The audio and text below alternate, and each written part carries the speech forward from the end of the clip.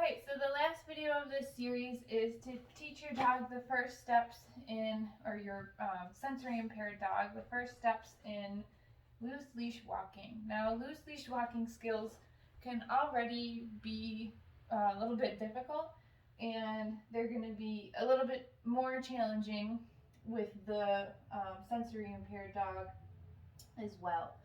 So it's just like all the other behaviors that we've been teaching. You're going to start the same way, basically, by luring the behavior, marking it with their reward marker. For Emily, who cannot see or hear, her reward marker is a tap on her chest. And then if you wanted to put the behavior on cue, you could pick a tactile cue for a dog like Emily, who cannot see or hear, or you can pick a visual sort of hand signal for a dog who is just deaf. But for the loose leash walking skills, I've found that for my deaf and blind dog, that having her just follow my hand, so I already taught her a follow cue in a previous video, so you can refer to that one if you need to.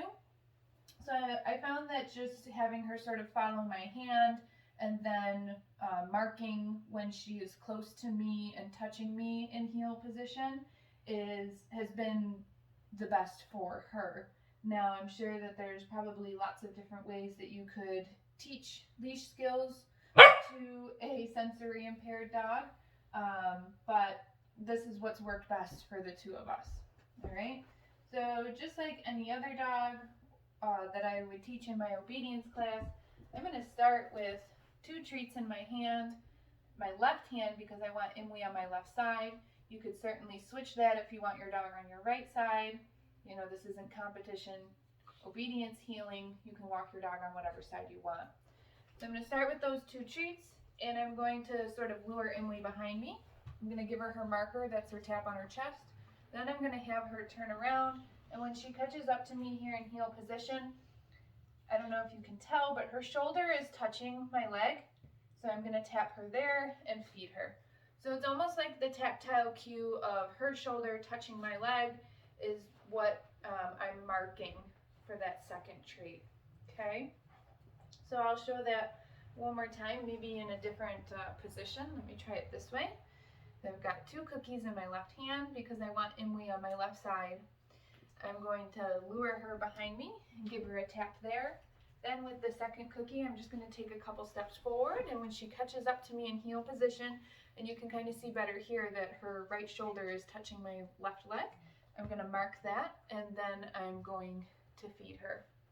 So just like all of our other behaviors, and then if she stays next to me, I might tap and feed her again for maintaining that position, just like I would in any of our not sensory impaired dogs.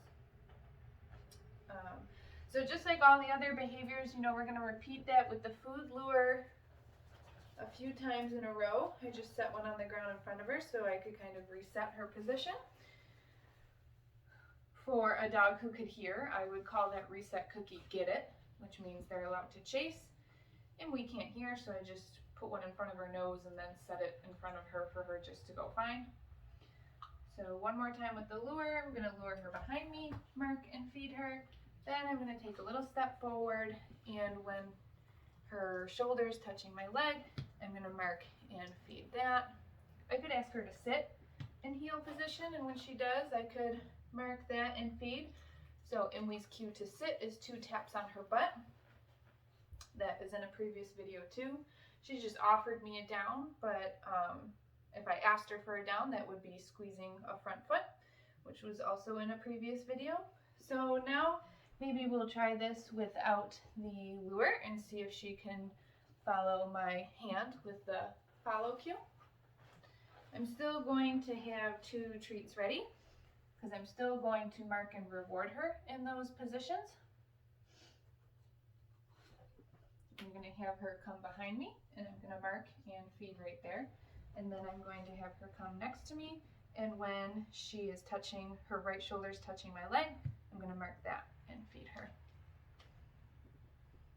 And she offered me a down and heel again, so sure, I'll mark and feed that because She is being a good girl. So her release cue also is that, so she knows she can leave position.